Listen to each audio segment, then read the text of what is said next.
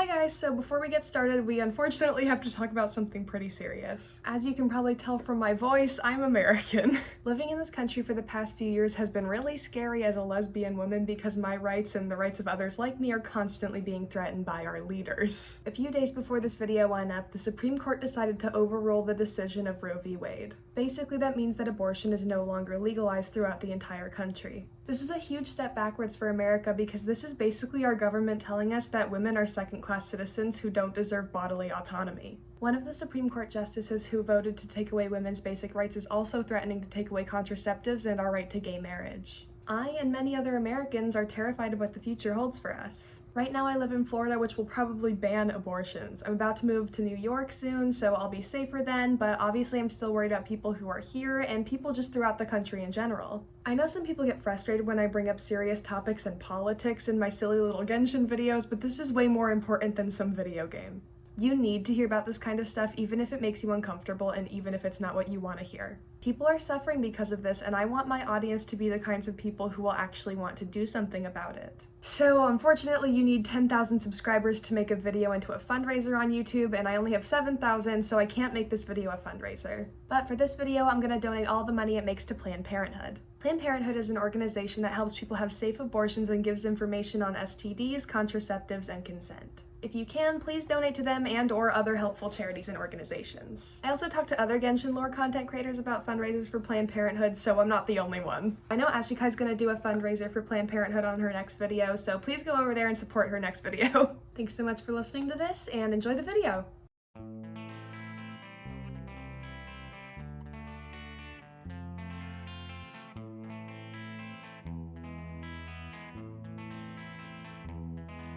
Hello besties and welcome to another Genshin Theory! For the past few weeks we've been talking a lot about Tevat's cosmic cycle. So far we've looked at how Celestia recycles the world, real-life parallels, and what the cosmic cycle means for the Sumeru Archon quests. Today I want to talk about how much history seems to repeat itself in Tevat and what that has to do with Genshin's strange timeline. But before we get into the new stuff, I need to explain what the cosmic cycle is and what it means for Tevat. A long time ago, even before the Archon War, Tevat experienced what I consider to be the greatest war in its entire history. A divine entity known as the Primordial One unified human and Seelie civilizations following the destruction of the Seven Sovereigns. Everything was peaceful until another entity called the Second Who Came appeared in Tevat and waged war on the Primordial One. During this war, the Moon Sisters, the Seelies, and a lot of humans died. When the war was over, the unknown victor established Celestia and the cosmic cycle. In real-world religions, a cosmic cycle is when the Earth is recycled by a god or multiple gods. This means that all living beings die and life on Earth is started anew. There are no survivors of this recycling except for the god or gods who caused it. In Genshin, we know very little about Tevat's version of a cosmic cycle other than the real-world equivalent that it's based on. From the Sumeru Archon Quest's Chinese subtitle, we know that the cosmic cycle is based on the Buddhist concept of kalpas. A kalpa is a period of time in which the Earth is recycled. There are 4 kalpas in Buddhism, with the final being the kalpa of disintegration. The Chinese subtitle for the Sumeru Archon quest is the Purana of the False Kalpa of Disintegration. Long story short, Tevat's cosmic cycle likely happens in 3 stages rather than 4 because its Kalpa of Disintegration is referred to as false. Buddhists believe that the Kalpa of Disintegration is the period of time wherein the new world is created and life is reborn, but in Tevat, it doesn't look like we have that. Still with me? Great, because I'm not even done with page 1 of the script yet. The problem with Genshin's cosmic cycle is that there really is no cycle, at least not in the traditional sense. The cycle has to end with a recreation of the world, but since the final step is false in Tevat, there shouldn't be any recreation at all. But if that's the case, how are people still around? The cosmic cycle has been going on since before the Archon War, and it's implied that cycles have been completed before. It just doesn't add up. Everyone is supposed to die for Celestia to recreate everything, but there are people who have managed to evade the recycling altogether. Zhongli was born right at the end of the war between the Primordial One and the Second Who Came, so he was around for a little bit before the cosmic cycle was implemented. That means a full cycle must have been completed at some point during his lifetime, probably more than once. In the description for the Prayers to Springtime artifact, it says all prosperity must someday end, but this does not mean that nothing is eternal. The Prayers artifacts are how we know about the cosmic cycle, so obviously that's what this quote is referring to. Zhongli by some miracle survived the first cosmic cycle and all others passed it. For some reason, some things, including people, are eternal and cannot be erased during a recycling. So what makes those people so special? I think it has something to do with their constellations. Zhongli is for sure not the only person to somehow get around the cosmic cycle, but his constellation makes for a good example. Zhongli's constellation is Lapis Dei, which translates to God of Stone. Zhongli was born before the Archon War and wasn't necessarily born a god. In Teyvat, God is not a race, it's a title. Zhongli's race isn't God, he's half Adeptus, half Qilin. Zhongli was born under the constellation Lapis Dei before they became the Geo-Archon, so this implies that Celestia had already decided Zhongli's fate before he could even decide that for himself. I know some of you might want to say that constellations don't have any lore relevance and they're just for gameplay, but look at Mona's voice lines. Constellations clearly affect a person's life and personality. And by the way she talks about constellations, it seems like there isn't just one person per constellation. For example, she calls Kaya a Pavo Oculus and Lisa a Tempus Fugit. If someone's constellation was completely unique to them, she would probably say that Kaya is the Pavo Oculus and Lisa is the Tempus Fugit. This implies that other people exist or have existed with the same constellation, like how people in the real world have the same zodiac signs depending on when they were born. The difference in Genshin is timing. I don't think people with the same constellation can exist together at the same time, but we'll come back to that in a minute.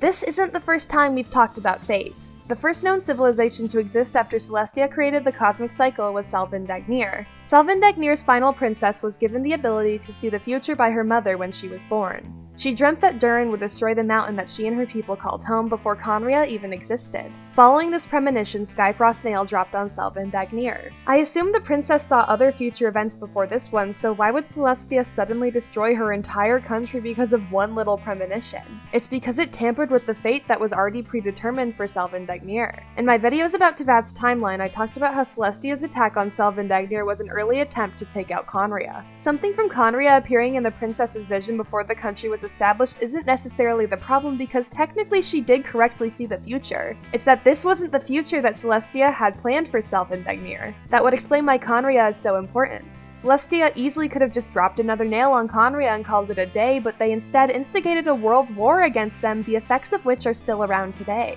So what does this have to do with the cosmic cycle? I think fate and constellations transcend the cosmic cycle. Certain people will make it through the recycling if their destiny hasn't been fulfilled yet, and even if it has and they're significant enough, someone else like them will show up later with their same constellation. When you look at Teyvat's whole timeline, it seems like history repeats itself a lot. On Sarumi Island, Rue was sacrificed in the name of the Thunderbird by his father. Rue's father was the priest, meaning that he had an important role in Sarumi Island's culture and politics. Rue's death infuriated the Thunderbird, their deity, causing her to kill everyone else on the island. Over in Enkanomiya, the Sun Children were sacrificed on the Dainichi Mikoshi by influential Enkanomiyan nobles. Enkanomiyans worshipped the Dainichi Mikoshi as their deity when they had none. These stories are nearly identical. Children were killed by the adult ruling class to appease a deity, or what they at least saw as one. Vanessa was called the Lion Fang Knight when she was still a gladiator. After defeating Ursa the Drake with Barbados and freeing her people, Vanessa founded the Knights of Favonius and became the first Dandelion Knight and Grandmaster. 1,010 years later, Jean is the current Dandelion Knight and acting Grandmaster of the Knights of Favonius. Her constellation is Leo Minor, which translates to Small Lion. Although Vanessa and Jean are thematically similar, I don't think they share the same constellation. Instead, I think Vanessa's might have been Leo Major, or Large Lion. Vanessa was just the more influential past version of Jean. A long time ago, there were 3 moon sisters who controlled the lunar cycle in a place called the Lunar Palace. The sisters would have to switch places to move the cycle along, with one sister at a time acting as the current moon while the other 2 flew around the sky in the solar chariot. When a wedding between a Seelie and a human happened in the Lunar Palace, the sisters forgot to switch places and the solar chariot fell out of the sky, landing in what we now know as the chasm. The sisters lost their minds and killed each other. The moon we see in the sky today is the last corpse of one of the sisters. Thousands of years later, 3 of the 5 Yakshas killed each other in a fit of group insanity. Bosacius, one of the 2 that didn't participate in the fight, went missing and later died in the chasm. Xiao is now the only Yaksha left alive. These stories are pretty similar as well.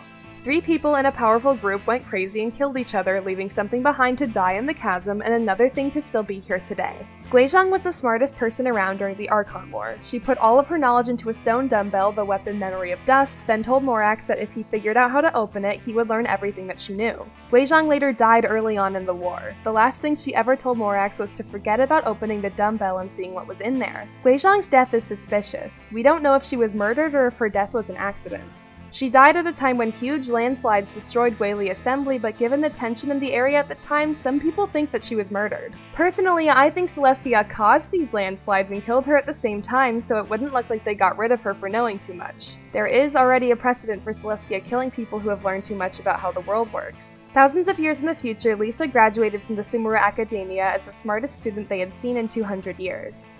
Lisa traded a portion of her lifespan for unforeseen knowledge and is now waiting for her inevitable death any moment now. I actually think that these two might have shared the same constellation given how similar their fates are. These people and events got through the cosmic cycle because they've happened more than once. Constellations overlap people's fates, and when something threatens to change that predetermined destiny, Celestia freaks out. Certain people are bound to exist no matter what stage the cycle is in, and certain things are going to happen because of that. That isn't to say that reincarnation is what's happening, though.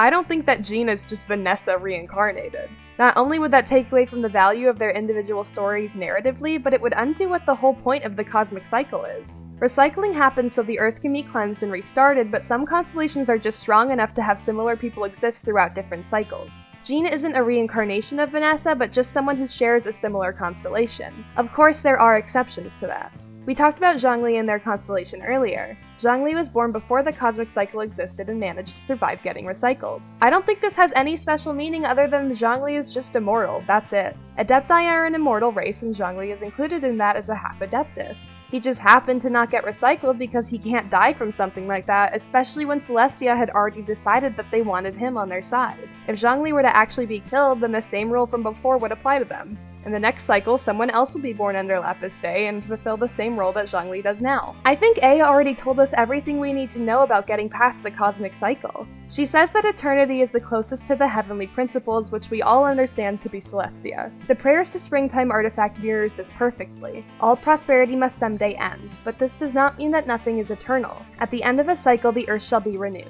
Thus, eternity is cyclical. This quote can be interpreted in a number of ways. Either it's just calling the cosmic cycle itself eternal, or it's saying that some things are eternal regardless of the cosmic cycle. Personally, I think it's the latter. That would explain why history repeats itself, why some people manage to avoid getting recycled altogether, and why fate is so important to Celestia. This theory got really hypothetical, so I hope everything made sense. I tried my best to hold your hand throughout the whole thing and really guide you through it, but this is such a theoretical concept, so it's kinda hard to explain it. Like I mentioned at the beginning, I'll be donating all of the money from this video to Planned Parenthood. A week after I upload the video, I'll post proof of that on my Discord server, so the link to join is in the description. Thank you so much for liking, commenting, and subscribing, and I'll see you next time. Bye, besties!